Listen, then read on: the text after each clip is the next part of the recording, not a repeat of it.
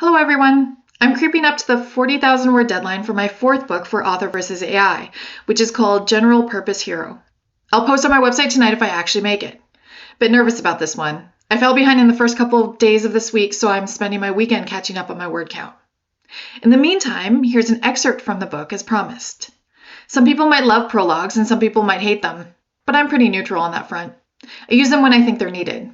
So this is the prologue for my superhero adventure story. Here it is. 2055 AD. Global protests, marching in the streets, mass arrests. Turn it off! Turn it off! The chant heard around the world. It was printed on flags, t-shirts, bumper stickers, and shouted from public forums, all for something as small as a computer chip implanted in a robot's torso.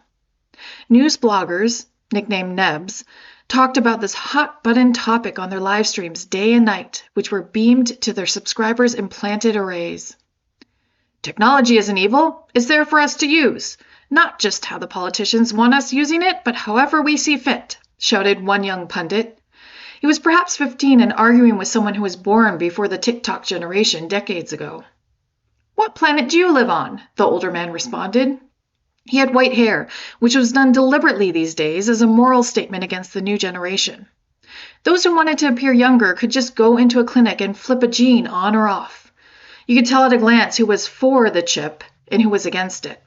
The anti-crowd considered wrinkles a badge of honor, not something to be erased. The live stream devolved into a heated argument between the two men, young and old, until the Neb cut their feed and segued into the next news bit. Tune in to the following hour when we ask the question, what gender do trees want to be when given the choice? After being muzzled, both presenters signed off in a huff. The anti-chip protesters had adopted the ages-old term Luddite, perhaps in response to the proliferation of acronyms. A whole word for their movement was a new development, exciting and hearkening to the past. The word made its way onto the banners and t-shirts. Meanwhile, the PC people, pro-chip, held their hands up to their foreheads when confronted by these Luddites, their thumbs and forefingers spread into an L. Loser. PC is a minority party, the Luddites said disparagingly. It's time for the older generation to get a word in edgewise to these uneducated youth. And the older generation did. Society had swung its pendulum to make the population top-heavy. The young and progressive were outnumbered by at least 30%, and because of mandatory voting, the Luddite voices were heard. They won. Hawks, the experimental AI robots named in honor of Stephen Hawking, were turned off. Their chips were removed and recycled.